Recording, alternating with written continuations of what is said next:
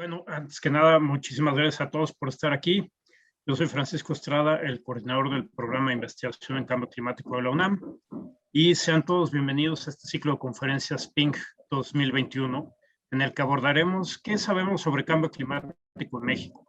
En este ciclo buscamos dar a conocer la investigación en cambio climático que se hace en México y sobre México, acercar a los jóvenes, tomadores de decisión y académicos a las problemáticas que este fenómeno representa para nuestro país y escuchar lo que está haciendo en distintos sectores y niveles de gobierno para mitigarlo, adaptarnos a sus consecuencias y aprovechar las oportunidades que se puedan presentar.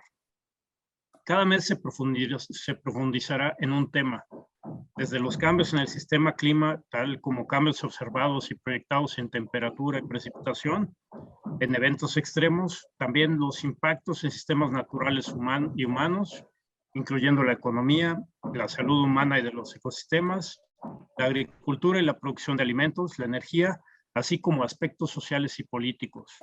También la adaptación, la mitigación de emisiones de gases de efecto invernadero, la descarbonización de la economía, la gobernanza, entre otros muchos. La dinámica de este ciclo consiste en 4 presentaciones de investigadores o actores destacados en el tema y un conversatorio en el que se discutirán diversos puntos de vista, las implicaciones de cambio climático para México en el tema tratado, la agenda de investigación que se requiere y las posibilidades de adaptación y mejora de las condiciones socioambientales del país. Sean todos muy bienvenidos a este ciclo de conferencias del PINC 2021 y aprovecho la ocasión para reiterarles la invitación a que se acerquen al PINC y que se unan a nuestros esfuerzos. Muchas gracias. Y ahora Julián Velasco, que organiza este ciclo de conferencias, este tema del ciclo de conferencias, nos va a dar una breve introducción. Gracias. Muchas gracias a todos por su asistencia. Como menciona Francisco, este es un espacio donde hemos planeado una serie de conferencias para tratar de poner el contexto del cambio climático en biodiversidad en México. Tenemos de expositores de diferentes campos de conocimiento dentro de la ecología y la modelación. Y el día de hoy tenemos al doctor Rafael Lara Reséndiz, que viene del Instituto de Diversidad y Ecología Animal del Centro de Zoología Aplicada de la Universidad Nacional de Córdoba en Argentina. Voy a hacer la reseña del doctor. Nació en la Ciudad de México, concluyó su licenciatura en la FES Iztacala de la UNAM. En 2008 obtuvo el grado de maestría y en 2013 el doctorado en Ciencias Biológicas, ambas en el Instituto de Biología de la UNAM. Ha realizado 3 postdoctorados en la Universidad de California, Santa Cruz, en los Estados Unidos, en el Centro de Investigaciones Biológicas del Noroeste, en Baja California Sur, México, y en la Universidad Nacional de Córdoba, Centro de Zoología Aplicada en Córdoba, Argentina.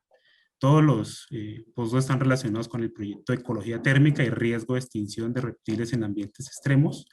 Tiene el doctor Lara un interés particular en la ecofisiología de la conservación, el estudio de mecanismos termorreguladores y la manera en la que la herpetofauna interactúa con su entorno biótico y abiótico.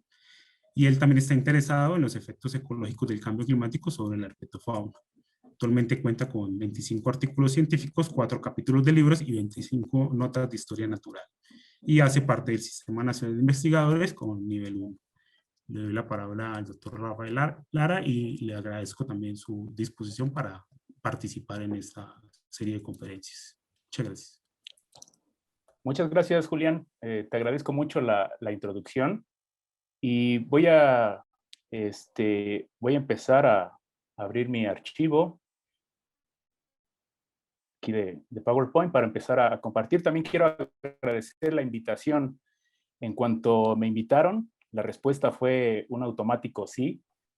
Para mí es un gran gusto compartir los resultados y parte de este proyecto que hemos llevado a cabo durante los últimos 7 años, más o menos, en el noroeste de México, en donde han colaborado muchos investigadores de diferentes instituciones, principalmente del Instituto de Biología de la UNAM, del Centro de Investigaciones Biológicas del Noroeste, de asociaciones civiles también como de FAUNO, que significa Fauna del Noroeste, y otras universidades internacionales como la Universidad de California en Santa Cruz, y también la Universidad de Ohio y de Arizona. Además de que en este proyecto han participado muchos estudiantes también de licenciatura, de maestría, de doctorado, de diferentes instituciones del noroeste, del CICESE, de la UABC, de la Universidad de Sonora, de la Universidad de la Sierra en Sonora.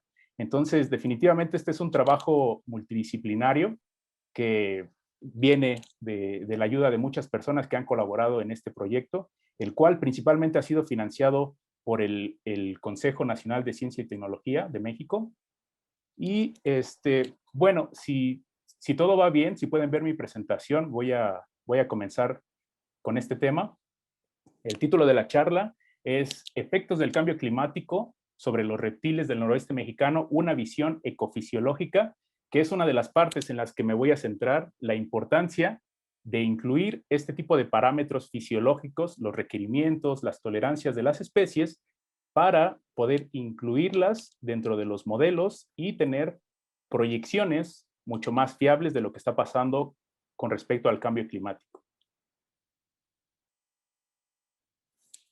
Bueno, la ecología térmica es una línea de investigación en la que he tenido mucho interés durante los últimos 10 años, desde mi maestría, mi doctorado, en la cual puede definirse a grandes rasgos como la relación que tienen los seres vivos con su medio ambiente térmico, con su entorno térmico, cómo se relacionan con la temperatura en diferentes niveles. Estos estudios de ecología térmica han sido importantes en varios campos de la biología, en los que resaltan la fisiología, la ecología, la conducta, la evolución, para conocer la distribución de las especies, cuáles son sus límites, por qué no pueden vivir en un lado y en otros lados sí, y recientemente también para responder preguntas de cómo afecta el cambio climático a estas especies. Por un lado, los reptiles son organismos ectotermos. Esto quiere decir que dependen de las características térmicas externas para poder realizar todas sus actividades biológicas cotidianas.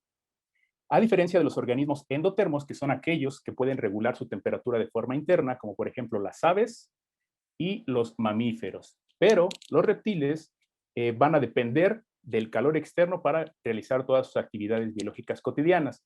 Por lo tanto, la termorregulación va a ser muy importante dentro de la biología de los reptiles y además va a ser un proceso que puede ser bastante complejo. ¿Cómo trato de ejemplificarlo en esta diapositiva? Aquí lo que vemos es cómo el ambiente térmico está relacionado con un organismo, en este caso una tortuga, pero la principal fuente de calor es la radiación solar directa, que va a influir ahí en qué sitios tiene para perchar nuestra especie, pero también van a venir rayos solares indirectos que van a filtrar las nubes y también, por el otro lado, radiación solar que reflejan las plantas y también las rocas, así como el sustrato. El sustrato también va a reflejar en el sentido contrario calor, ¿no? Entonces, esto hace que sea muy complejo porque también va a haber otras variables como el viento, su dirección y su fuerza, ¿sí? Esto va a ayudar a que termorregulen estos organismos y principalmente los reptiles tienen dos estrategias para termorregular. La primera es la convección. Esto quiere decir que por medio del sol y por el aire van a poder termorregular, van a poder subir su temperatura o bajarla. Y por otro lado, la otra estrategia es la conducción, la cual por medio del contacto con otra superficie van a absorber o también a perder algo de calor. Entonces el sustrato en el que perchan va a ser importante. Esto es una muestra de lo complejo que puede ser estudiar la ecología térmica de un organismo. Para esto, quiero enseñarles esta gráfica en la cual del lado derecho y arriba tenemos en el eje vertical la energía que necesitan usar diferentes organismos y en el eje horizontal está el tamaño del cuerpo. Esta gráfica es para ejemplificar la cantidad de energía que se necesita por parte de los reptiles a diferencia de otros organismos endotermos como los mamíferos o las aves. Entonces lo que podemos ver es que arriba las aves, las paseriformes, necesitan una gran cantidad de energía. Si estos son gramos por hora, entonces imagínense, necesitan 150 para poder realizar sus actividades siendo de un tamaño estándar. Más abajo vemos los mamíferos, el comportamiento, ¿sí? Aquí está más o menos la cantidad de energía que necesitan, pero al final de la gráfica, es decir, con muy poca energía, están las lagartijas y en promedio todos los reptiles y más abajo aún están los anfibios. Es decir, Los organismos ectotermos necesitan muy poca energía para hacer todas sus actividades biológicas cotidianas, a diferencia de los mamíferos y de las aves. Por lo tanto, una lagartija que usa el 3% de la energía que usaría un mamífero de tamaño similar.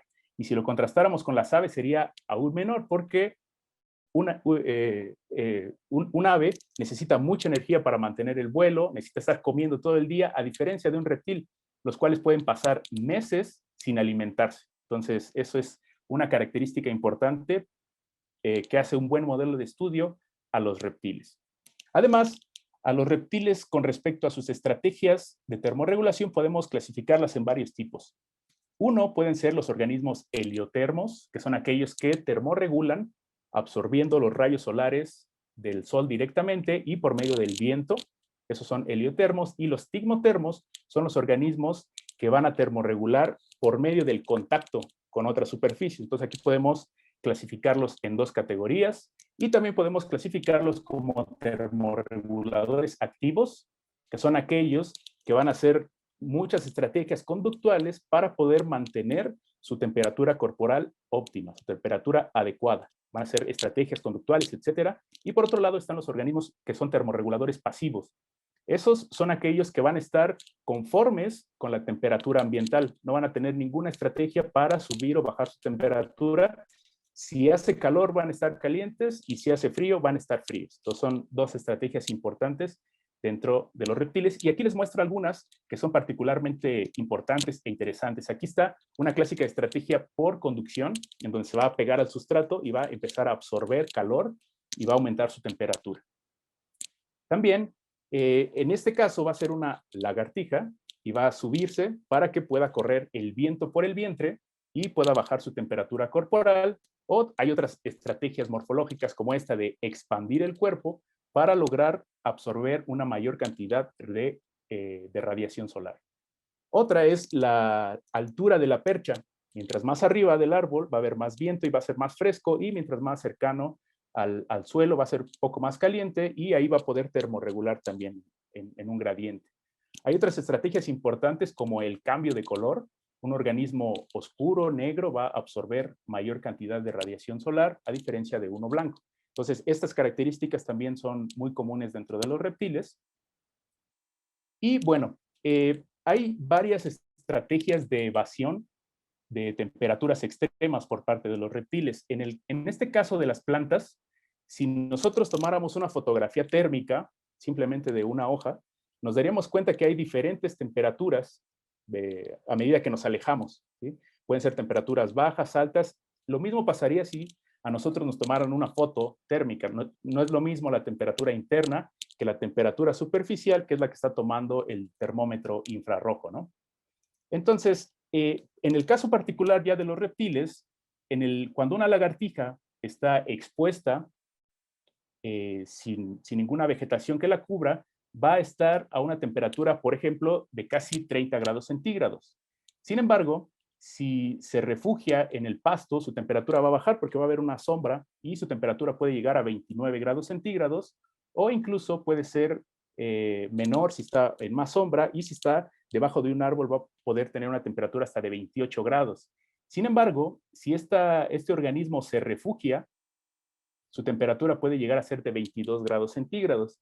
Y a lo que quiero llegar con esta diapositiva es que los organismos, su temperatura va a ser totalmente plástica. Pueden tener temperaturas altas y bajas a lo largo del día, pero siempre van a tratar de mantener sus temperaturas óptimas. Un ejemplo clásico de esta evasión son las tortugas del desierto del género Gopherus, las cuales se pueden catalogar como de los organismos más evasivos del desierto, porque pasan en su madriguera aproximadamente el 98% de su vida, ¿sí?, refugiados, y únicamente el 2%, lo que equivale a algo así como a 200 horas al año, que es muy poco, pasar afuera, donde realizan todas sus actividades de cortejo, alimentación, digestión, todas sus actividades, pero solamente pasan muy poquito tiempo fuera. Entonces, dentro de su madriguera, ahí se van a refugiar del frío, de los fuegos, del calor e incluso de otros depredadores. También hay evasión que puede ser estacional, ¿sí?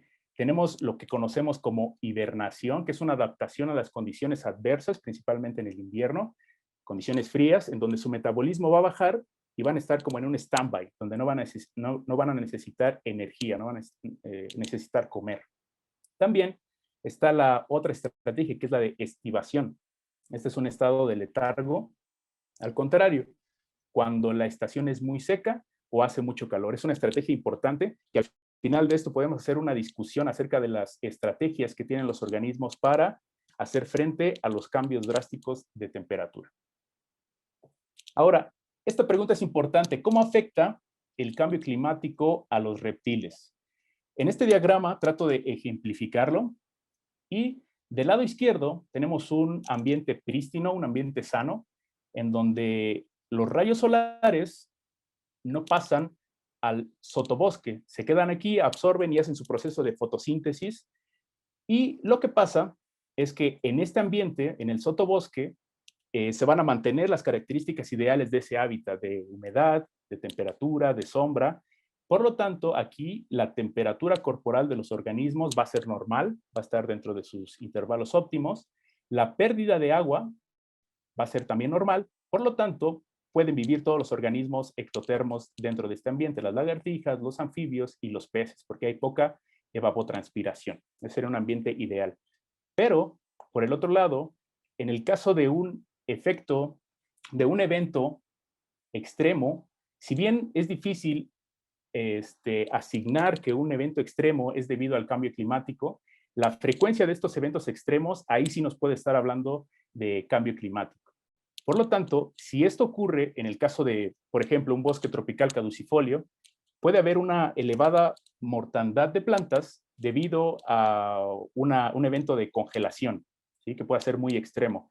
En este evento de congelación puede pasar un proceso que se llama cavitación en plantas, que es una especie de embolia, en donde el agua, al no estar en un estado líquido, va a generar vacíos dentro de la circulación de la planta y puede morir parte de la planta o la planta completa. Esto. O simplemente por el frío puede haber una explosión de las células de la planta. Por lo tanto, va a defoliarse, va a quedar expuesto el suelo a los rayos solares y van a entrar y ya no va a haber refugio térmico para esos organismos. Por lo tanto, la temperatura corporal va a ser más caliente.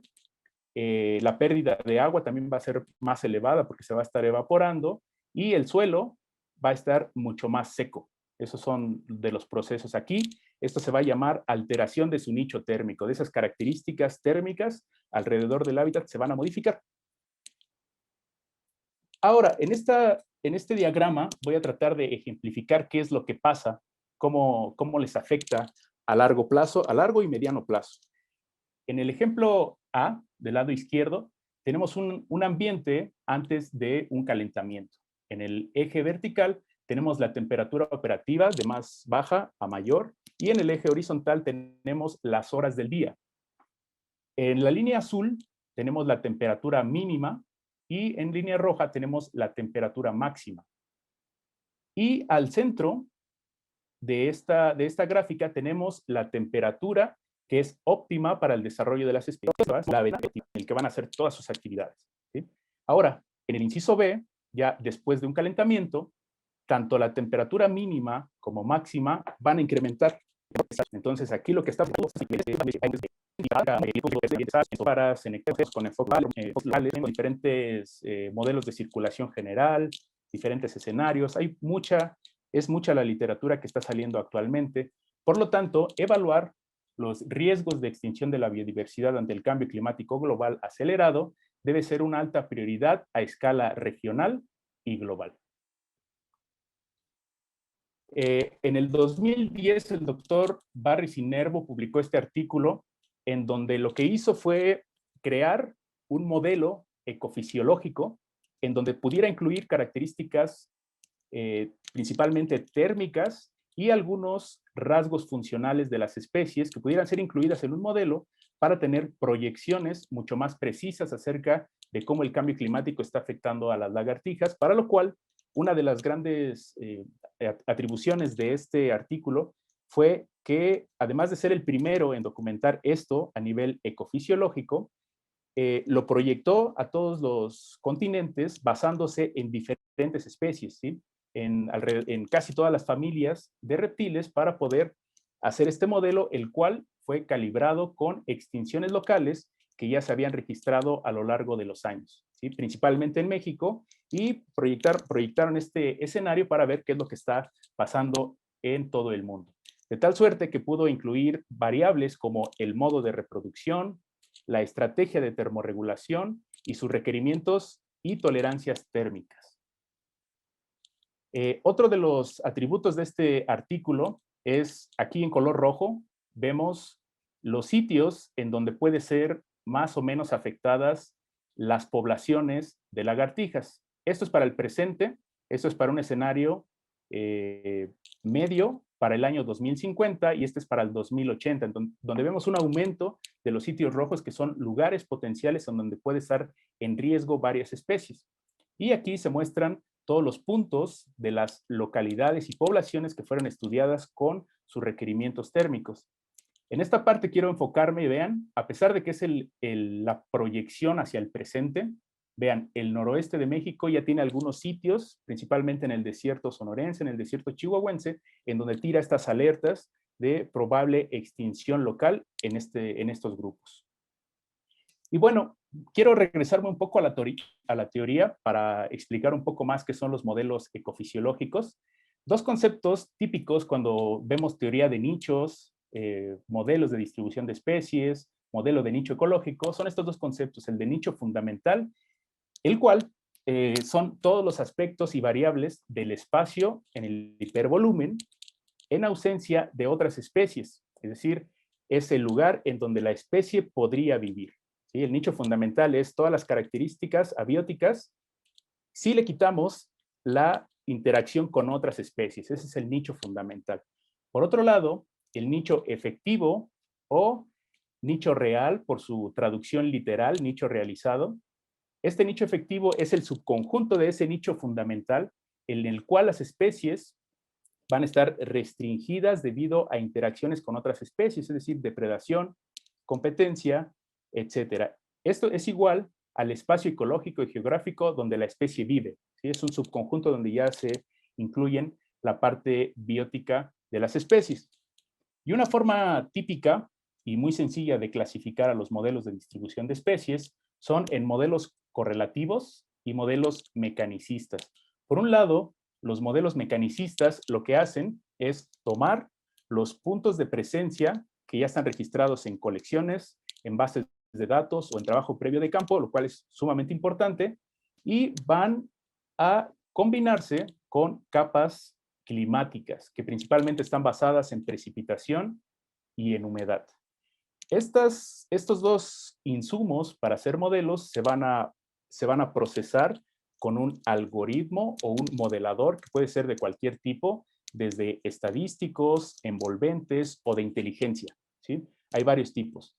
Y se van a procesar en estos algoritmos para que el resultado sea la distribución potencial de mi especie. Es decir, en color amarillo, aquí en esta diapositiva lo que voy a ver es los sitios potenciales donde puedo encontrar mi especie basado en la precipitación y en la humedad con respecto a los puntos de presencia de mi especie.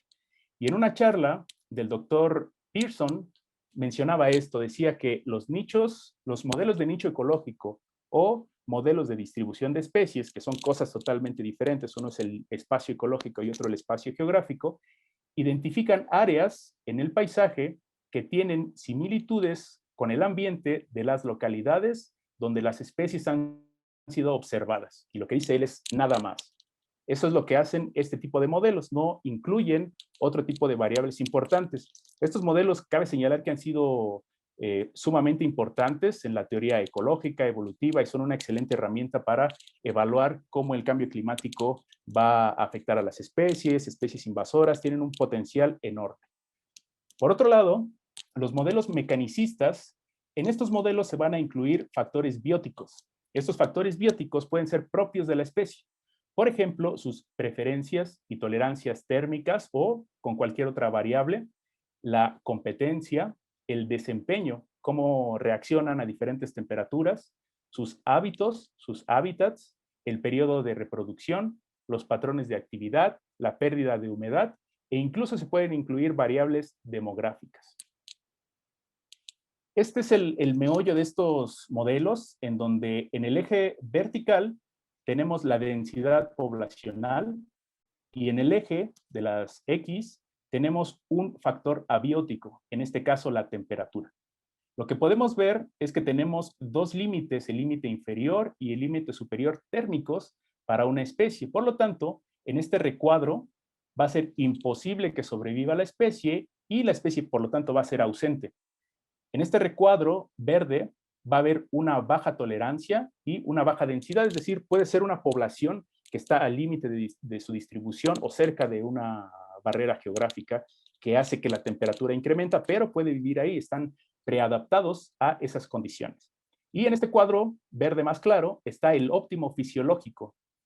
Esta parte es lo que nosotros vamos a empezar a modelar. En esta curva va a ser el intervalo de temperaturas adecuadas para mi especie, donde va a tener un desempeño más eficiente.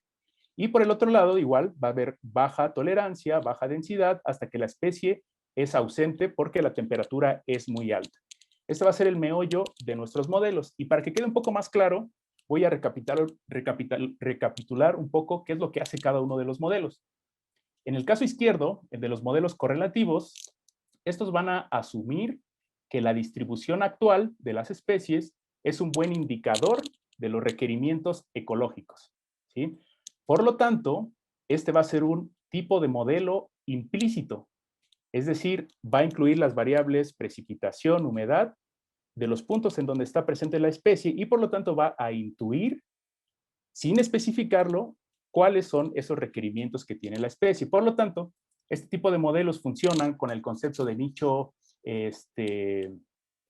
real, el cual, si recapitulamos, se expresa como la suma de los efectos ambientales más las interacciones bióticas. Por lo tanto, está basado solamente en correlaciones ambientales entre temperatura y precipitación. En esta gráfica tenemos la variable 1 y la variable 2. Y en el óvalo, que está en vertical, sería una especie competidora, en donde estaría imposibilitando que la especie se encuentre en ese lugar porque hay alguien que está viviendo en esas condiciones. Y en el óvalo, que está en horizontal con el signo positivo, serían los lugares en donde sí puede habitar la especie. Eso es lo que estaría modelando al hacer un modelo correlativo. Por el otro lado, los modelos mecanicistas, en estos no necesariamente se necesita los puntos de presencia de la especie.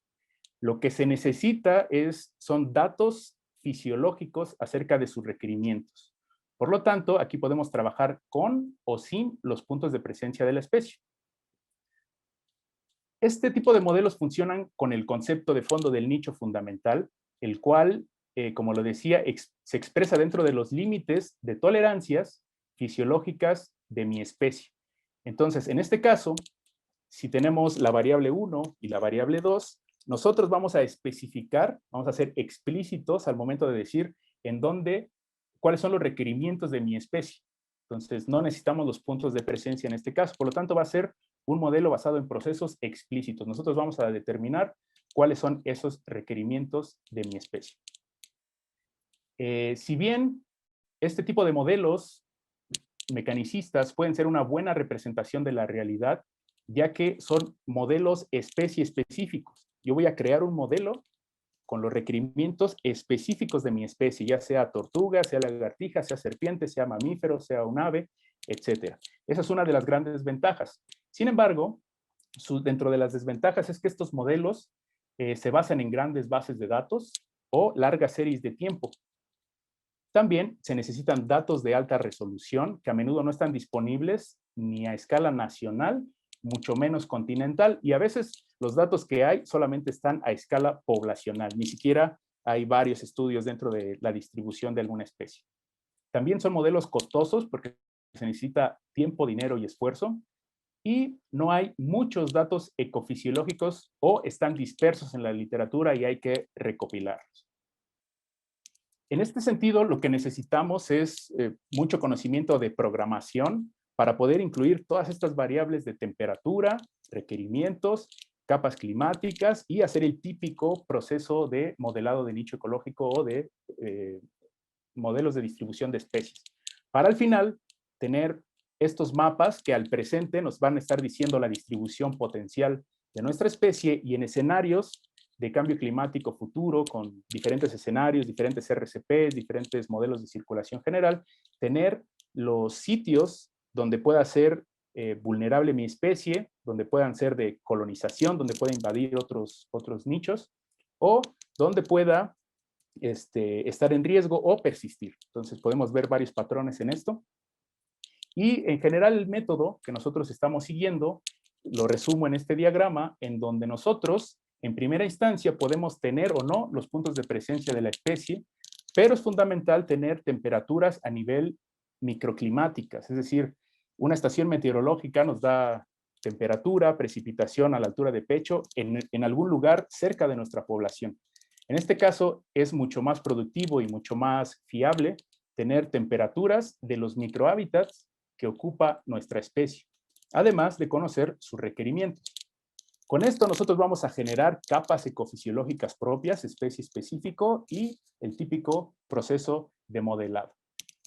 En primer lugar, para generar estas temperaturas operativas, lo que nosotros diseñamos fueron este tipo de modelos que se llaman modelos operativos nulos, los cuales van a simular nuestro organismo y los vamos a colocar en la mayor cantidad de lugares en donde vive la especie.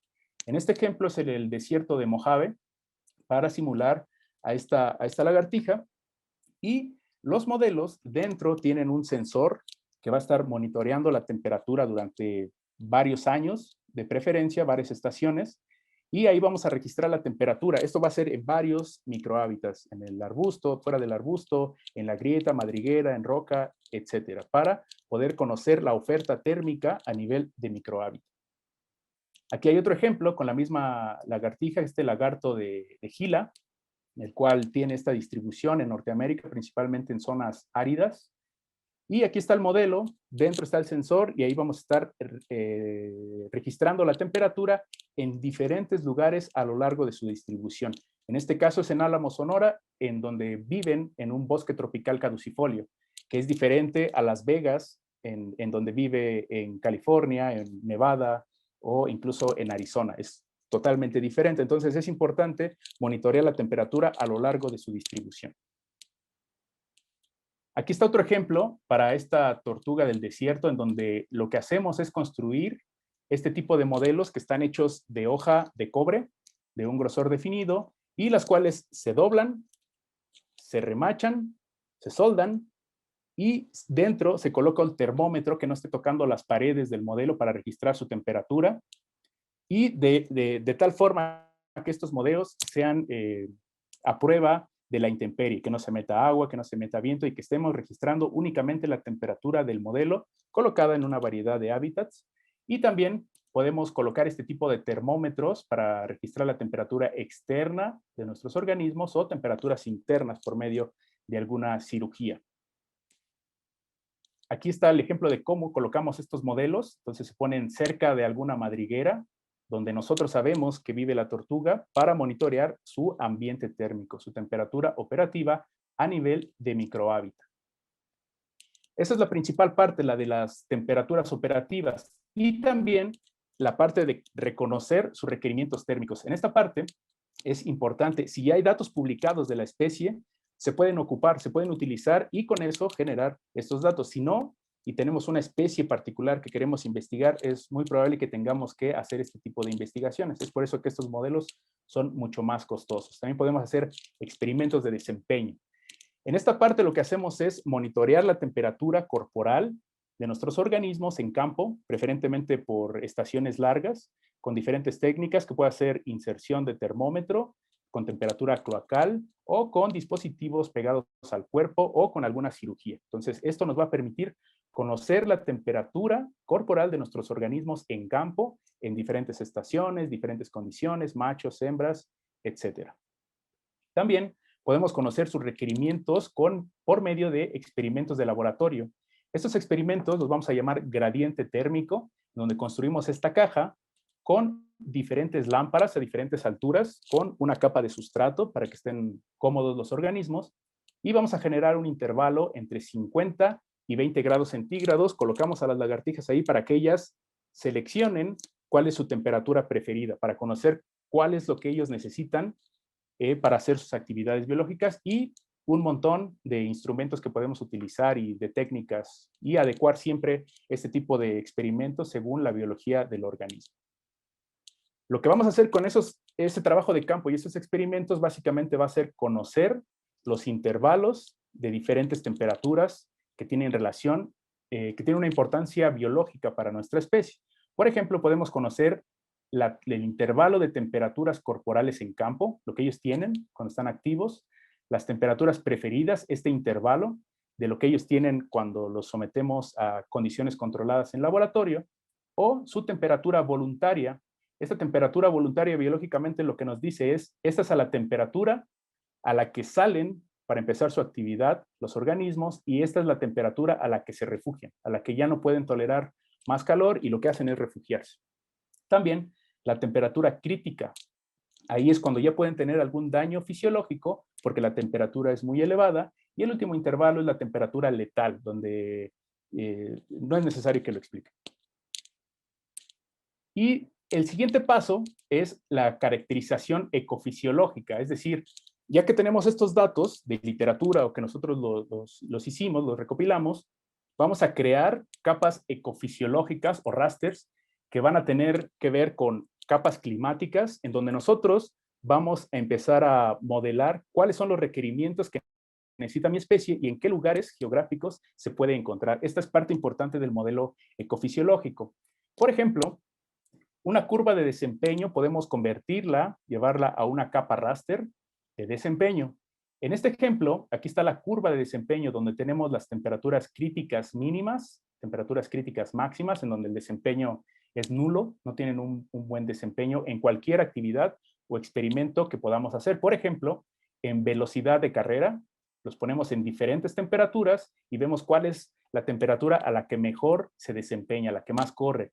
O también pueden ser ejercicios como fuerza de mordida o resistencia, ver quién aguanta más en qué nivel de temperatura. Entonces tenemos este tipo de experimentos y en esta curva, esta cima va a ser la temperatura óptima, donde tiene el mejor desempeño para realizar esa actividad que nosotros le pusimos a prueba. Si nosotros, por medio de Sistema de Información Geográfica o ENR, bajamos las capas de temperatura ambiental máxima y hacemos una ecuación para preguntar en qué lugares está la temperatura que sea la óptima para nuestro organismo, el regreso va a ser esa capa ecofisiológica en donde nos va a decir, por ejemplo aquí, el máximo desempeño fue 1.5, suponiendo que fueran metros por segundo. 1.5 metros por segundo. Aquí está la escala de estos raster y 1.5 sería lo máximo en color verde. Entonces, en color verde, ahí podría estar el hábitat adecuado para el desempeño de mi especie, mientras que en amarillo, rojo y blanco serían sitios en donde el desempeño sería nulo, donde no podría realizar esa actividad. Esto es para el presente. Y lo mismo podemos llevarlo hacia el futuro, en un escenario RCP del 45, 85 o para 2050 o 2080 y ver cuáles son las diferencias en ese desempeño que podría tener mi especie. Entonces aquí directamente yo ya puedo ver cómo afecta el cambio climático a mis especies o llevarlo a un modelo todavía correlativo y hacer un modelo híbrido. Otro ejemplo de capas ecofisiológicas son las de horas de restricción, las cuales van a medir el tiempo cuando la temperatura operativa es mayor a la temperatura que prefieren mis organismos y no lo va a dar en tiempo. Por lo tanto, yo puedo ver aquí el total de horas de restricción y dice que son 3 horas de restricción como máximo en este sitio, reflejado en colores verdes. Entonces, en esos colores verdes es donde tiene alto número de horas de restricción, en donde, como en la diapositiva pasada les explicaba, que esa ventana se va a recortar. Ahí va a tener 3 horas al día, donde la temperatura es más elevada de lo que ella necesita. Por otro lado, también podemos calcular las horas de actividad, cuando la temperatura está dentro del intervalo que mi especie prefiere. En este ejemplo, aquí el máximo de horas es 12, suponiendo que es 12 horas por 12 horas de oscuridad. Vean, en color verde van a ser los sitios en donde hay 12 horas que puede estar activa mi especie porque tiene temperaturas adecuadas de acuerdo a sus requerimientos. Y en sitios blancos y rojos son sitios en donde hay muy poquitas horas de actividad, donde sobrepasan las temperaturas críticas de mi especie. Por lo tanto, ahí sería poco probable encontrar a mi especie. Y además puedo llevarlo todavía más específicamente a la biología de mis organismos y calcular las horas de restricción durante la época de reproducción o las horas de actividad durante la época de reproducción o cuando no se reproduce. Entonces puedo hacer este tipo de capas y con estas también puedo hacer modelos correlativos sumado a algunas otras variables bios que son variables climáticas. Y finalmente, una vez que ya tengo esta serie de pasos, voy a hacer el típico modelo, metodología de modelos de distribución de especies, en donde lo que tengo que hacer es ver que mis capas no se correlacionen, ¿sí? Que sean independientes para evitar sesgos. También puedo hacer la selección de modelo, qué tipo de modelador es el que quiero utilizar, cuál es el que funcionaría mejor, si es uno de inteligencia artificial como Maxent o Random Forest, o alguno estadístico como puede ser GLM, GAM, MARS, o algún envolvente como BioClim. Entonces, ahí puedo utilizar, hacer esa selección según el algoritmo que quiera y hacer la proyección al presente para tener un mapa de distribución potencial de mi especie. Además de que lo puedo llevar a proyecciones al futuro considerando diferentes escenarios de circulación, diferentes escenarios, perdón, de emisiones de CO2 o diferentes años para el 2050, 2070, por ejemplo, y de esa forma conocer cuál es el riesgo de extinción de mi especie basado en estos modelos que son especie específicos. Entonces, a partir de aquí, lo que voy a hacer es utilizar algunos ejemplos de caso según el tiempo me vaya permitiendo y para al final dar un panorama global de qué es lo que está pasando en el noroeste de México con sus especies.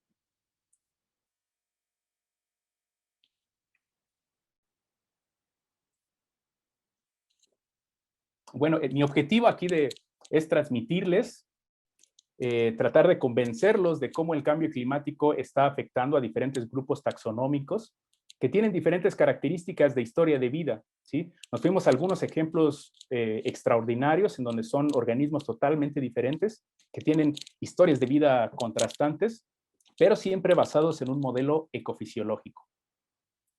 Entonces, el primer ejemplo que quiero platicarles es este de la tortuga Gopherus, que es un organismo emblemático de Norteamérica. Es uno de los reptiles más grandes también. Y en este caso, hace algunos años publicamos este documento que trata de cómo afecta el cambio climático a diferentes organismos que tienen la característica de ser endémicos. Cuando pensamos en un organismo endémico es que tiene características que pueden ser históricas, incluso o fisiológicas, que solamente pueden vivir en un lugar particular.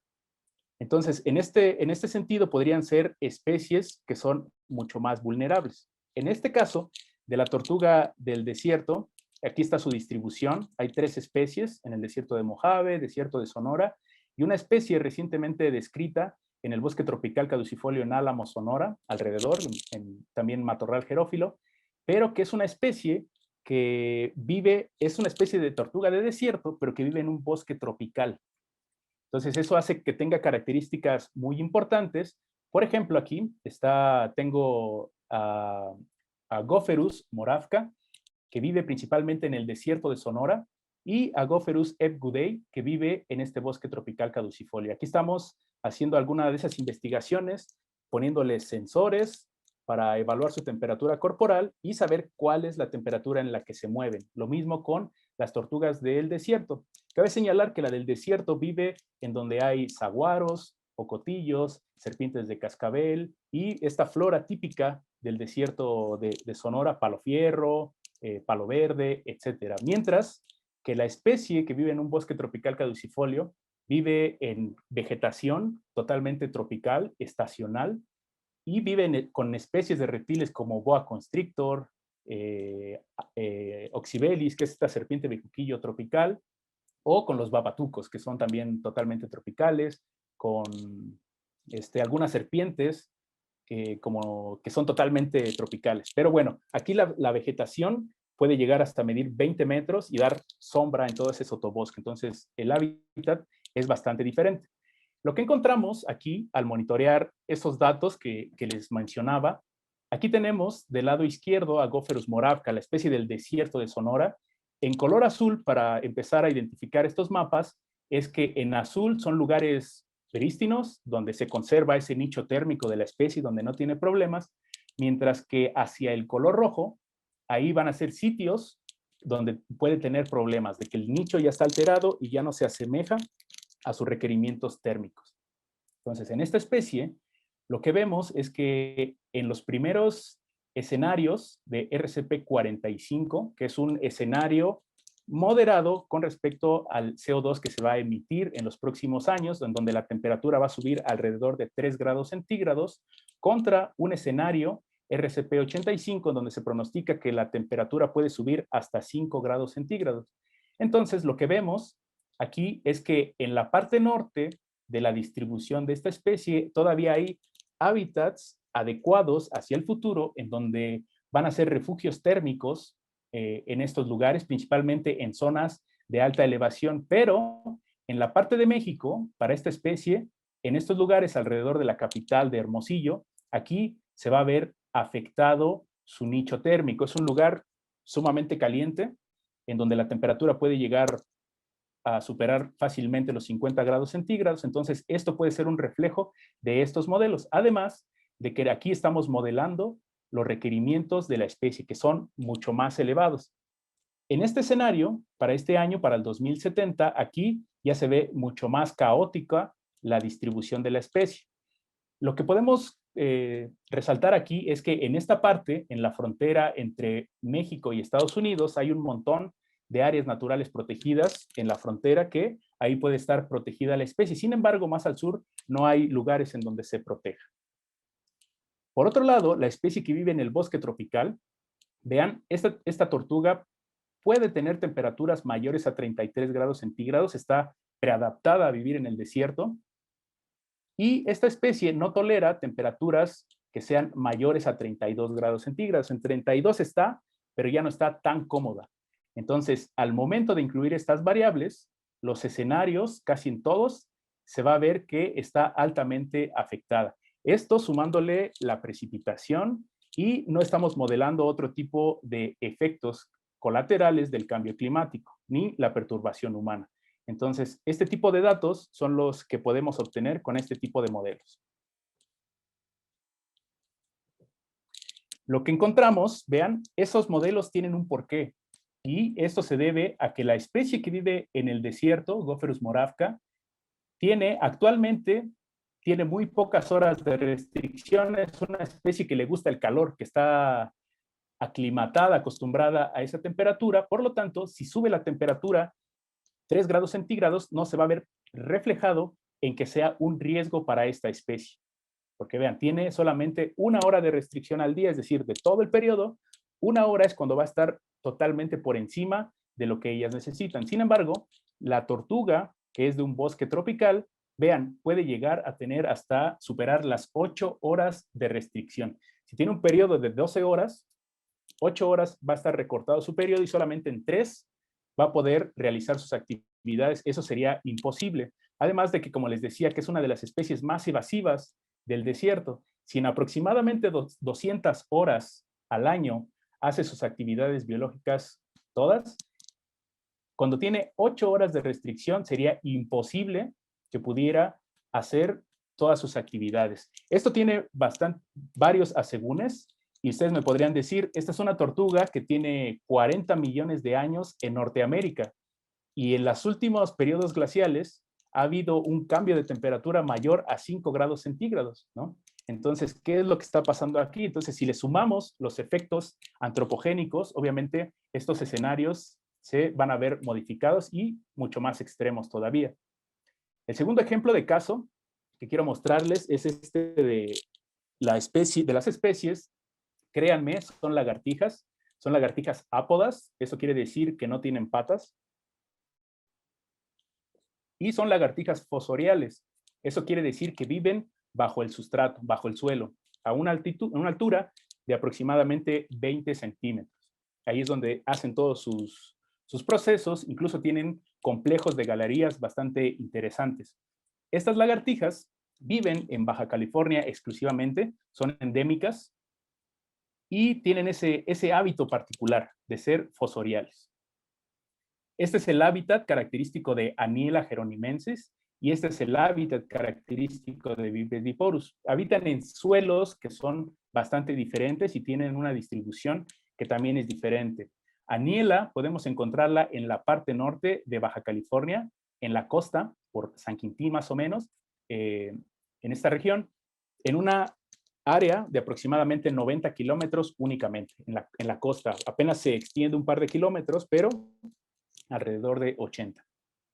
Y Bipes biporus también es endémico de México y se encuentra desde el Vizcaíno, la bahía de Magdalena, y llegar hasta la región casi del Cabo en La Paz, y otra vez llega aquí a la parte del Golfo, pero vive principalmente en la costa del Pacífico. La distribución aparentemente es continua. En el caso de Aniela jeronimensis es una especie que está amenazada, según la UCN, y según el gobierno mexicano está en protección especial, y el problema es que sus poblaciones están decreciendo, están yéndose para abajo, y vean, esta es la distribución de esta especie. Entonces nosotros lo que hicimos fue modelar cómo afectaría el cambio climático desde este enfoque ecofisiológico, y lo que vemos es que nuestros modelos de distribución potencial hacia el presente se ajustan perfectamente a los puntos de distribución de mi especie. Cabe señalar que aquí están los puntos de presencia de la especie solamente para compararlo con la distribución conocida, ¿sí? Entonces, se ajusta perfectamente los requerimientos ambientales que nosotros estamos modelando para la especie con la distribución conocida.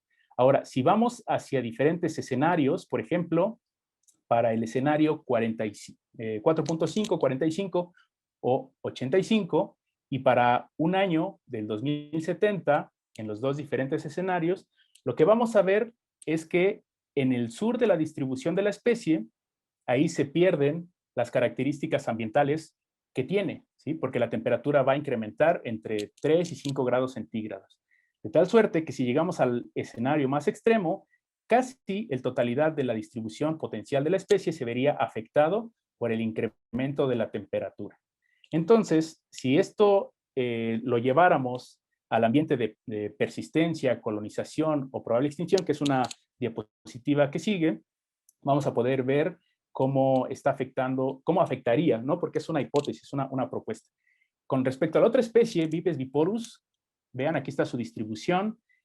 La UCN dice que su población es estable y que tiene preocupación menor. Sin embargo, el gobierno de México lo cataloga como protección especial. Esta especie hicimos lo mismo, modelamos ecológicamente sus requerimientos, y aquí en colores azules son los sitios de mayor probabilidad de presencia de nuestra especie, y a medida que vamos avanzando en los años y en los escenarios, vean, se va reduciendo la distribución ya en un ambiente geográfico según la dualidad de Hutchinson, y esto es lo que podemos ver, que está habiendo una contracción de la distribución potencial de nuestra especie según los parámetros que nosotros estamos modelando. De tal suerte que si lo ponemos en este escenario en rojo, es probable extinción. En gris son sitios de persistencia donde el modelo del presente y el futuro dicen que la especie va a estar.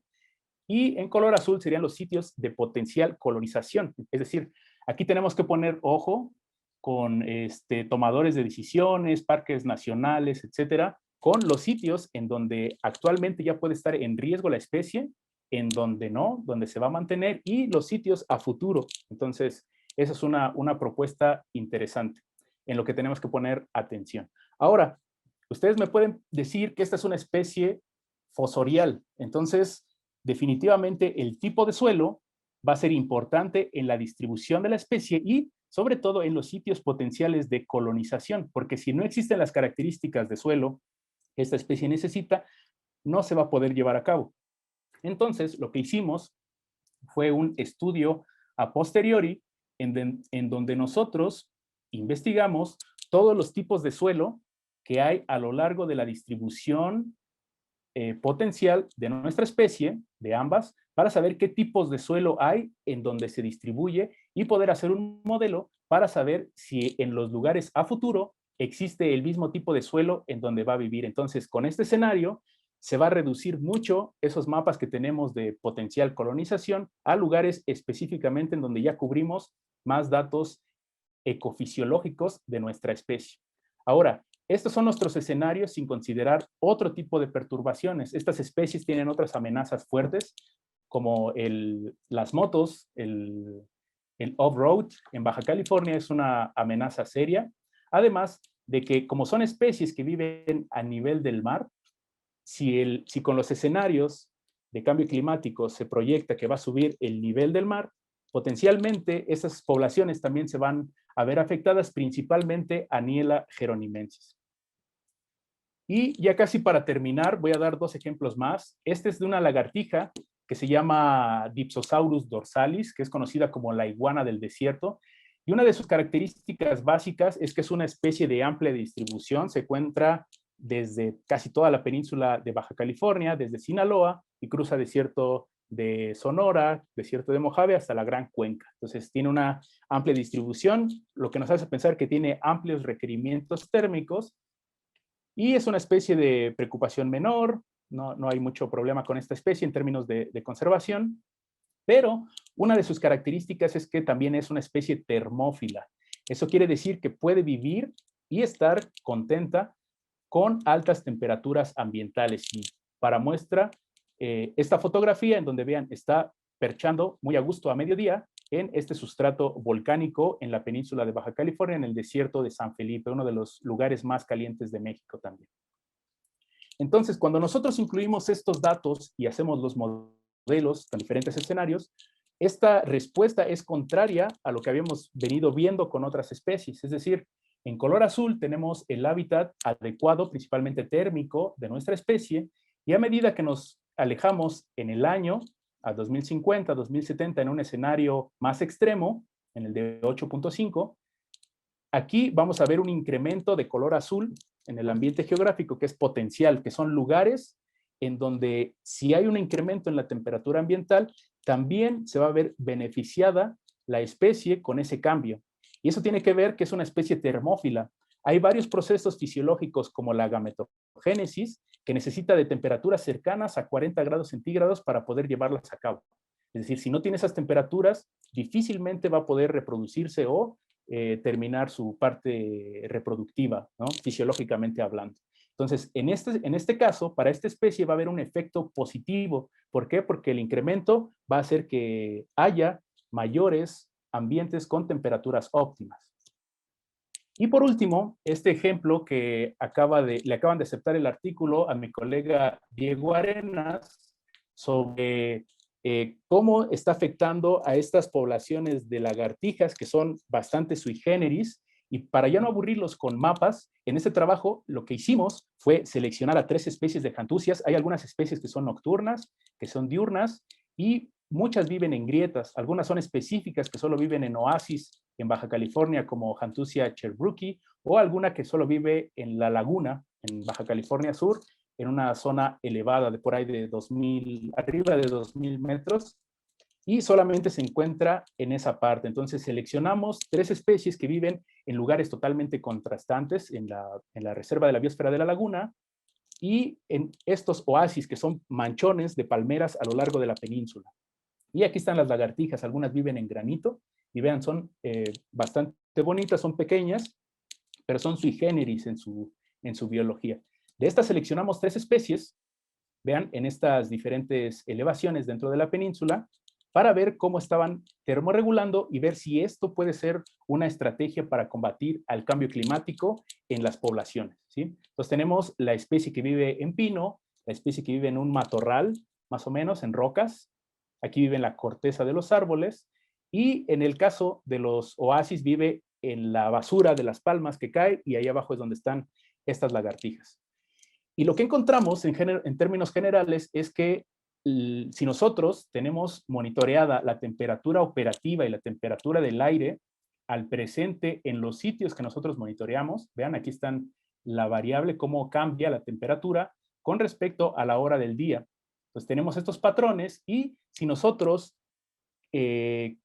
calibramos este cambio para un escenario 2070 y con un escenario 2070 con RCP45 y uno 85 más extremo, no vemos un cambio abrupto en los intervalos de temperatura del aire. Es decir, a pesar de que la temperatura va a cambiar, es más obvio por aquí, vean, la temperatura, la línea que está punteada es la temperatura crítica máxima de mi especie, es decir, a partir de eso ya puede tener daños, ya puede ser una temperatura que compromete el desarrollo de la especie.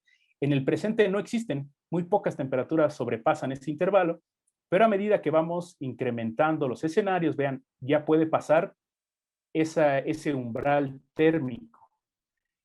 Lo mismo ocurre con el caso de Hantusia cherbrooki, el cual va a ir subiendo. Aquí tenemos los puntos máximos de temperatura al presente, pero va a ir subiendo algunos grados centígrados a medida que vamos subiendo en estos escenarios.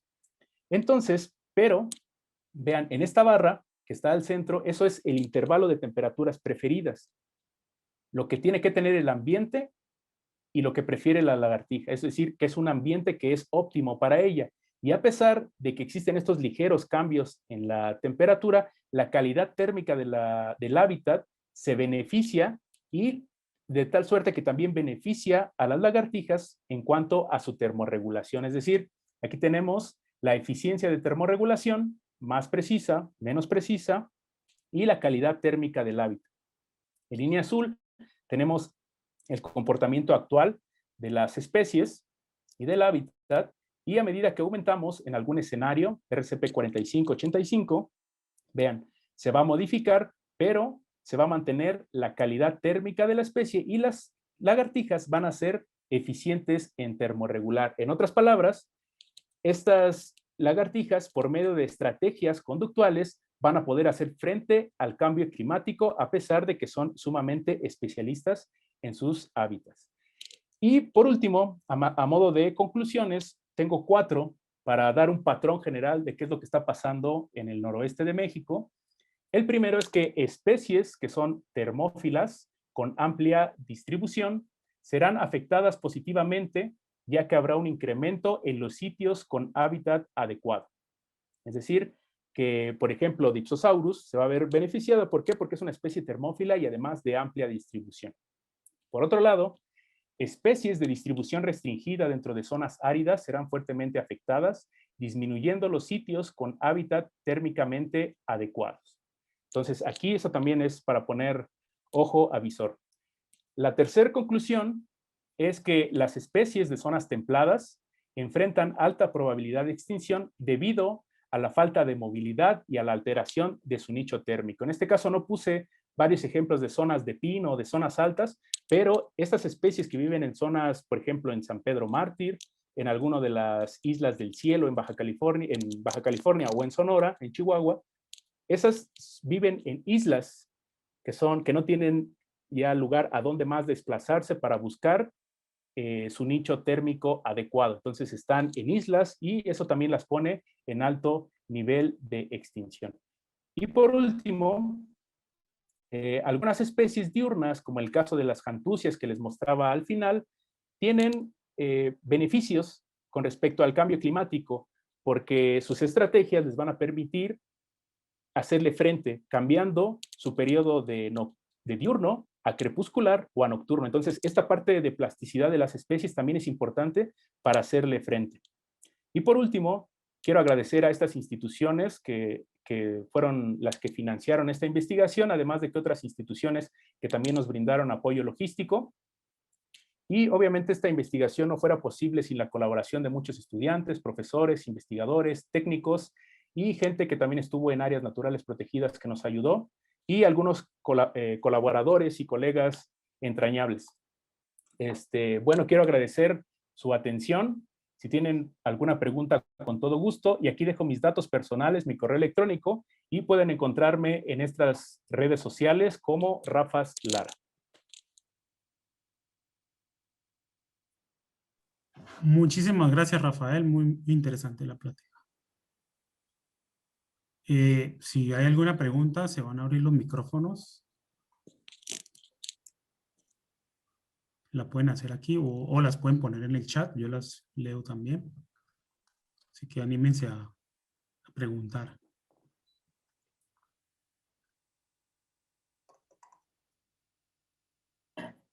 Bueno, aquí tenemos una pregunta de Agustín Rosales. ¿Cómo afectaría la desaparición de estas especies al cambio climático? Es una muy buena pregunta. Bien sabemos que todas las especies cumplen un rol fundamental en los ecosistemas. Y estas especies pueden ser un eslabón en la cadena trófica de otras especies o son especies sombrilla. En el caso de la tortuga del desierto, es una especie bandera, que si protegemos a esa especie, vamos a estar protegiendo a una gran cantidad de especies, por ejemplo, perritos de las praderas, hurones, serpientes de cascabel, lagartijas, que también son fosforiales, que viven a la par en estas madrigueras que construyen las tortugas, ¿no? Que se refugian del fuego, que se refugian del calor. Entonces, la desaparición de una de estas especies va a verse reflejado en cómo están desempeñándose los ecosistemas, un ecosistema saludable. Entonces, ese es un ejemplo, ¿no? Hay otras típicas lagartijas donde también cumplen roles, incluso en la dispersión de semillas, ¿no? Entonces, ahí hay que falta una especie, se perdería un eslabón en ese proceso, en ese ecosistema. Muchas gracias. Perdona, pero tengo un vecino acá que está arreglando la casa. Hay otra pregunta de Osvaldo Núñez. El efecto antrópico, es decir, el cambio de uso de suelo, ¿qué tanto puede afectar a las especies que mencionaste? Sí. Bueno, el cambio de uso de suelo es una palabra gigantesca que puede incluir muchos procesos. Por ejemplo, el cambio de uso de suelo puede ser cambiar un bosque tropical hacia la agricultura, ¿no? O también puede ser hacia la ganadería, o la introducción de pastos para esta ganadería puede influir en cómo se desarrolla un hábitat. Hay varios ejemplos. Yo últimamente estoy trabajando mucho con las tortugas del desierto, que son los que tengo más a la mano. Y en este caso de estas tortugas, viven en un bosque tropical y viven en el desierto de Sonora, que hay un problema típico muy fuerte, que es el del pasto búfel, pasto rosado. Este pasto búfel es una planta africana que usan para la ganadería, ¿no? Que se introdujo en México por ahí de 1940.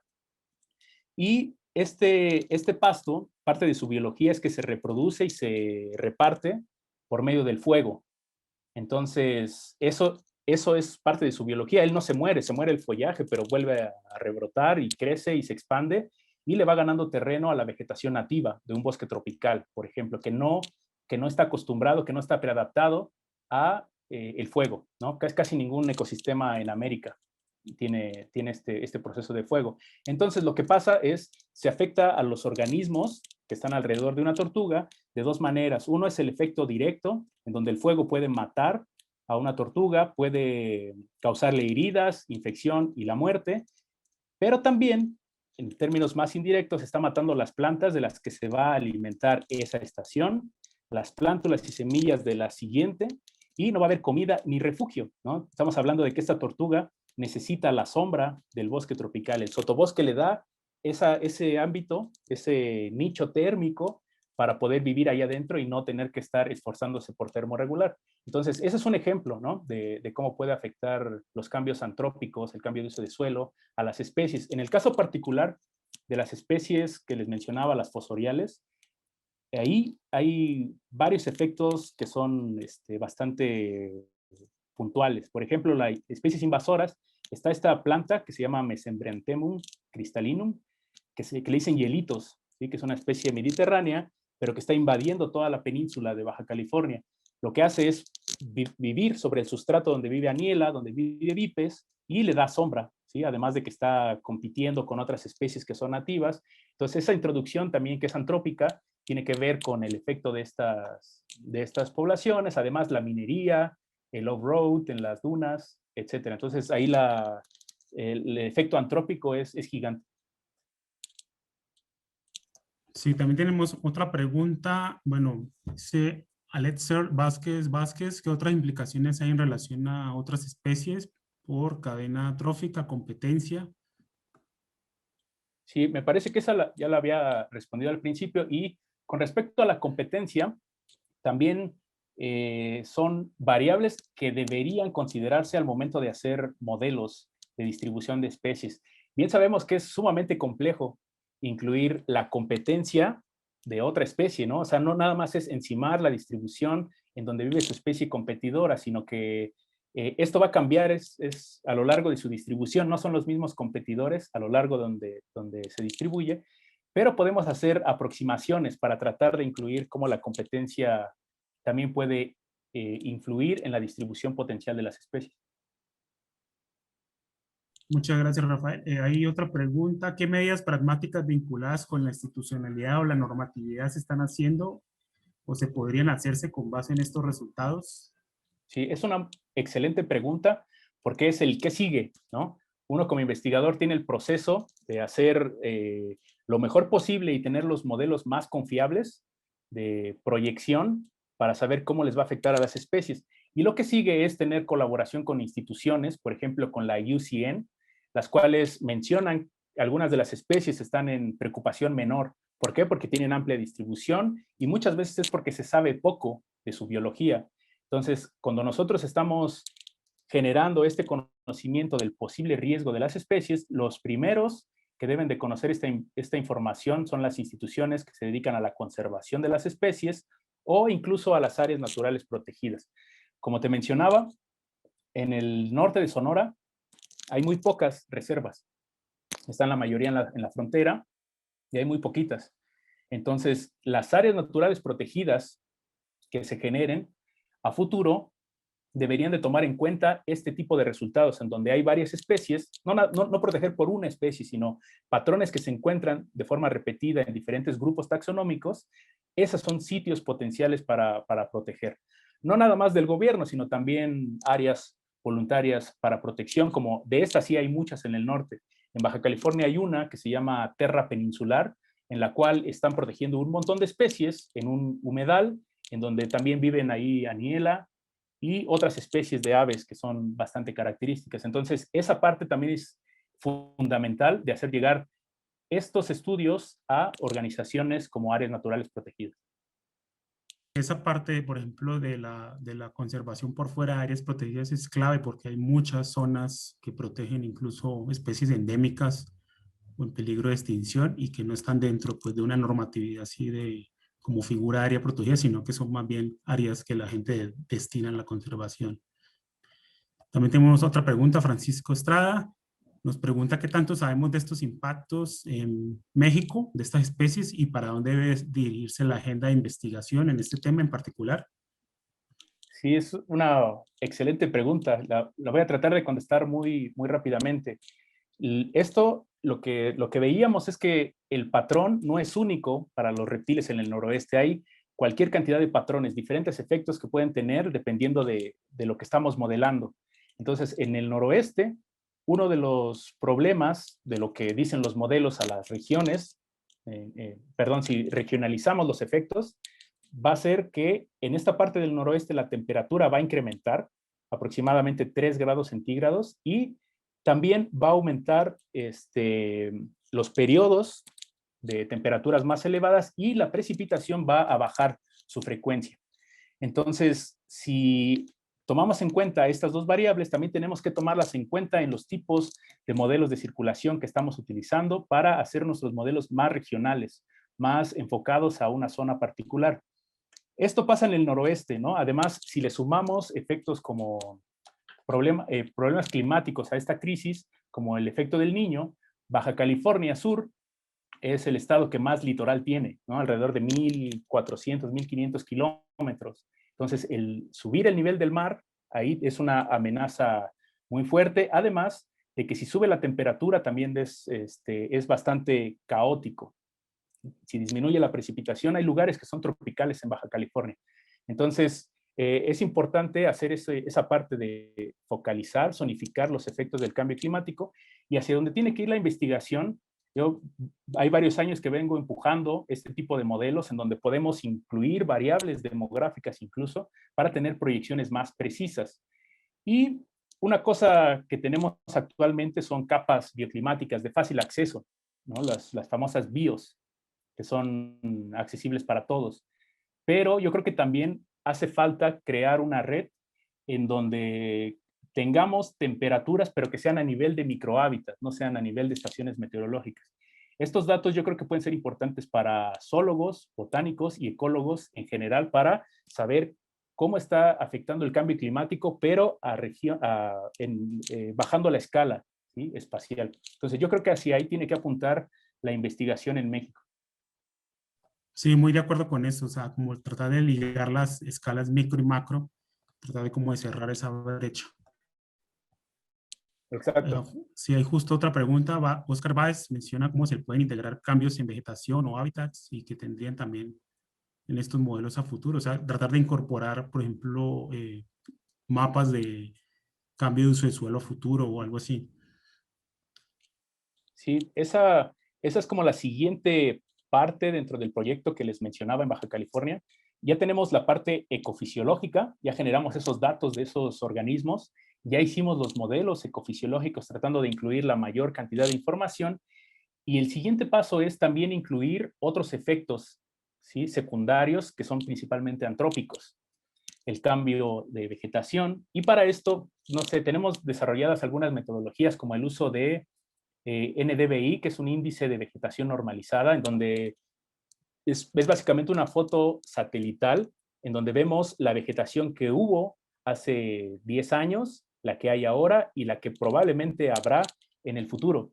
Entonces, si con nuestros modelos ecofisiológicos estamos encontrando efectos grandes del cambio climático en la biodiversidad de reptiles, si le sumamos efectos como el cambio de la vegetación, el cambio de uso de suelo, nuestros modelos van a ser todavía más extremos. Es decir, esos sitios que yo les mostraba en color azul, en donde es potencial que encontremos a la especie, y hacia futuro los lugares en donde todavía puede vivir, esos modelos se van a recortar mucho si consideramos esas otras variables. Pero sí, son importantes incluirlas.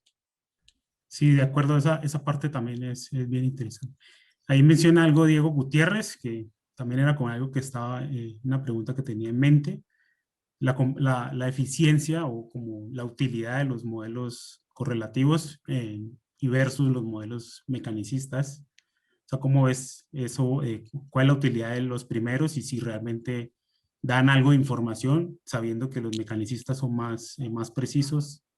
Definitivamente los modelos correlativos son una gran herramienta con mucho poder, ¿no? Mucho poder predictivo, porque estamos incluyendo las variables de antemano que son importantes para nuestra especie, ¿no? Variables biológicamente importantes, principalmente la temperatura o la precipitación. Y estas variables con las que normalmente se hacen los modelos correlativos son basadas en estaciones meteorológicas, que muchas veces tienen sesgos en el número de estaciones meteorológicas en donde se realizaron, y estamos conscientes de que estos modelos es una herramienta muy importante que ha dado paso a buenos resultados en la ecología, en la evolución, en muchos lugares. Sin embargo, también tienen sus limitantes. Una de sus ventajas es que puede ser fácilmente utilizable, ¿sí? Si alguien sabe utilizar Maxent, si sabe bajar las capas, tiene los puntos de presencia, en media hora puede hacer un modelo. Tiene otras implicaciones y qué variables vamos a seleccionar. Siempre lo importante es tener el mejor modelo posible, ¿no? Se puede lograr con modelos correlativos. Yo lo he hecho en mis tesis de maestría, de doctorado, y hay artículos en la literatura donde hacen modelos increíbles, ¿no? Muchas veces lo que yo creo es que hacen muchos métodos, muchos modelos con diferentes enfoques, después hacen ensambles, siguen siendo correlativos para tener el mejor modelo estadístico, ¿no? A veces es difícilmente verificable. Pero por otro lado, los modelos mecanicistas, como les decía, son más caros en términos de que necesitamos muchos datos, ¿no? Muchas veces no están disponibles en la literatura. Esa sería de las principales desventajas, aunque las proyecciones, aparentemente lo que está en la literatura y lo que se ha visto, es que tienen un mayor poder de proyección. Entonces podemos tener tal vez modelos más confiables partiendo del hecho de que son modelos especie específicos. En el caso de que quisiéramos hacer un modelo incluyendo 2.500 especies, difícilmente se pueden ocupar los mecanicistas, ¿sí? Ahí se iría por la línea de los modelos correlativos si yo tengo una pregunta que se asemeje a ese tema, pero si son especies particulares que yo ya conozco sus características, puedo hacer este tipo de modelos. Y los puedo hacer tan complejos como yo quiera, ¿no? Puedo incluir variables demográficas, sobrevivencia, fecundidad, y en especies que ya se saben, por ejemplo, las tortugas, que hay mucha información de ellas, se pueden incluir a este tipo de modelos. Sí, eso es importante saber como el objeto del estudio y la escala también, la que uno quiere trabajar y el organismo que tiene a la mano. Ana Jetsin Sagrario pregunta que hay una investigación que muestra que hay un aumento pequeño en la temperatura puede significar un impacto en la cantidad de bacterias digestivas en algunos lagartos. Si ustedes han encontrado algo con respecto a eso y cómo eso podría correlacionarse con incrementos, con el cambio climático. Sí, es definitivamente un efecto colateral. En el caso de las tortugas, y ya veían que la especie que vive al sur, que vive en el bosque tropical, tiene ciertos requerimientos de temperatura, ¿sí? Pero vive en un lugar tropical, en donde la humedad es muchísima, es altísima, comparado con las que viven en el desierto. Entonces, estas especies se supone que el límite de su distribución sur es la humedad. Si fuéramos más hacia Mazatlán, más hacia Sinaloa, el ambiente es más húmedo, es más caliente. Y el hecho de que las especies vivan en madrigueras 98% de su vida, significa que dentro va a haber una mayor cantidad de bacterias. Y si la especie está en un stand-by, toda su microbiota intestinal va también a verse modificada. ¿Por qué? Porque va a haber más humedad. Los hongos también potencialmente en las madrigueras van a crecer. Entonces, puede ser un efecto colateral de que si sube la temperatura, incrementa el número de bacterias. Por lo tanto, esto imposibilita que la especie de tortuga pueda vivir más al sur. Entonces, si lo vemos en escenarios de cambio climático, eso también puede ser una secuela, una consecuencia, que se altere la microbiota intestinal. En el caso de las especies que son herbívoras, necesitan mucha cantidad de materia orgánica, sol, calor, para poder absorberla, primero degradarla y después absorberla con ayuda de esa microbiota. Entonces, si se ve modificado ahí, ahí puede haber problemas. Por eso no es recomendable muchas veces desparasitar a los reptiles, porque ellos tienen esa fauna que los está ayudando a digerir. Entonces, sí, efectivamente, eso puede ser también un problema.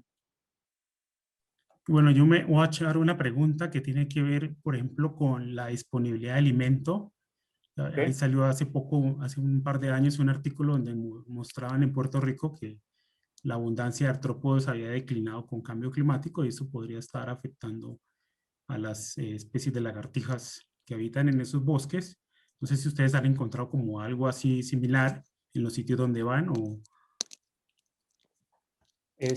Así como encontrar sitios donde las especies han decrecido, en este trabajo no hemos encontrado como tal, así como que encontremos poblaciones más bajas. Estos monitoreos que hacemos son casi de los primeros, entonces no hay un trabajo previo.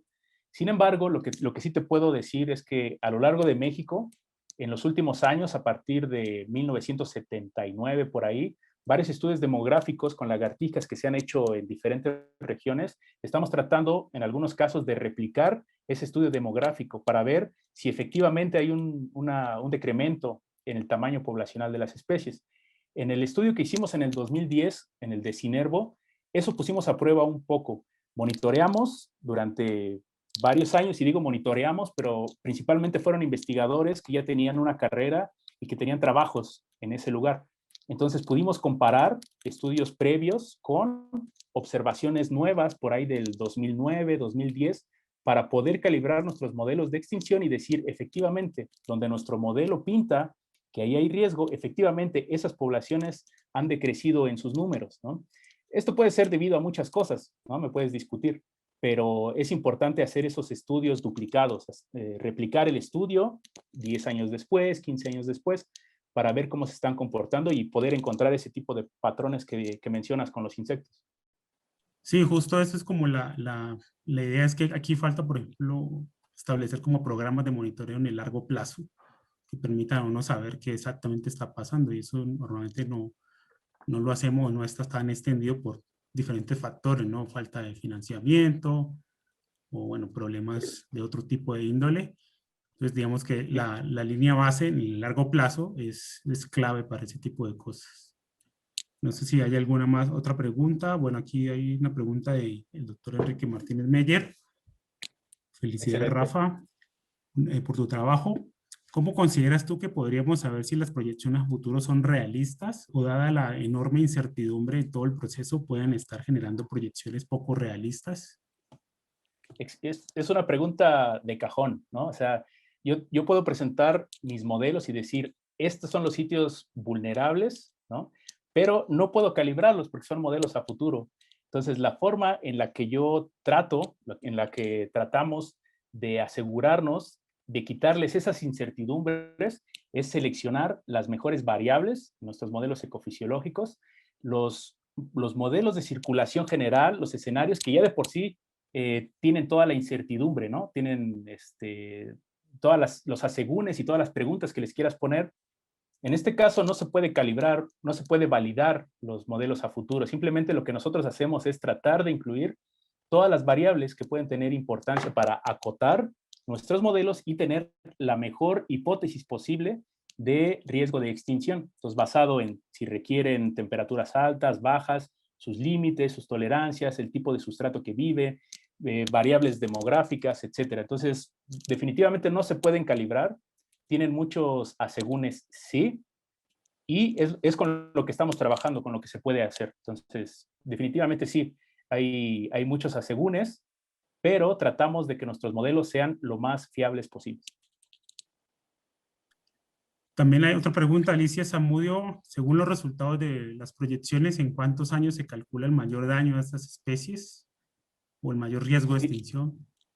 Sí, también si nosotros quisiéramos dar un año de posible riesgo, sería también atrevernos a mucho, ¿no? No se puede dar una fecha exacta de cuándo se va a extinguir una población, una especie, ¿no? Creo que esas cosas no se pueden hacer, sería ciencia ficción totalmente, pero sí, lo que estamos encontrando es que cuando hacemos los modelos para el año 2070, por ahí los riesgos aumentan, ¿no? Porque para ese entonces la temperatura va a incrementar a partir de 3 grados centígrados, entonces obviamente con 3 grados centígrados sería muchísimo el cambio que podía haber en las poblaciones.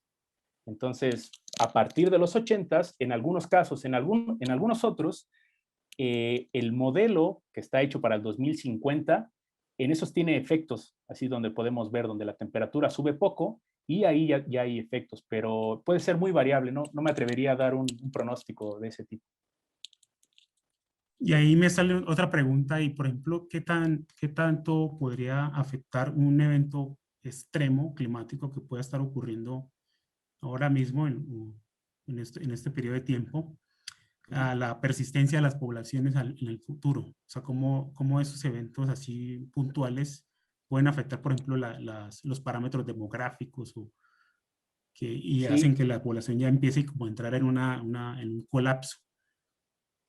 sí, obviamente cuando nosotros vemos un fenómeno climático extremo, es difícil atribuírselo al cambio climático, así como de cajón, ¿se debe al cambio climático? No. Lo que sí nos va a dar luz con cambio climático es la frecuencia de esos efectos, ¿no? De esas heladas, de esas granizadas, de esas inundaciones, de ese fenómeno del Niño más extremo, ¿no? Entonces, ahí un efecto particular, o sea, sí va a afectar a una población, pero estamos hablando en corto plazo, ¿sí? Entonces, como el diagrama que les mostraba donde estaba la vegetación y cómo se alteraba el nicho cuando se perdía la cobertura vegetal, que entran los rayos solares, eso puede pasar, estamos hablando en el corto plazo. Entonces ahí va a afectar a la población, sí, pero no tanto como en términos de cambio climático, de verlo a un lejano plazo. Muchas gracias, Rafa. No veo más preguntas. Bueno, sí, aquí Alan David Ruiz García. ¿Cuál es el mejor método o criterio para la selección de la área M en reptiles y anfibios? Depende totalmente de la especie que se está estudiando. Sí, la zona M, en este caso de los reptiles, que sería la zona de accesibilidad, de movilidad, los reptiles tienen una capacidad de moverse muy disminuida, ¿no? O sea, de migrar las probabilidades son muy bajas. Y esto es porque, por ejemplo, una tortuga del desierto que vive muy cercana a su madriguera se puede mover incluso metros nada más, ¿sí? Entonces, si yo voy y la busco años consecutivos, la voy a encontrar ahí mismo. Entonces, la probabilidad de que esta tortuga pueda migrar a lugares muy lejanos es totalmente baja. Entonces, aquí el M tiene que ser casi muy restringido al área donde nosotros conocemos a nuestra especie.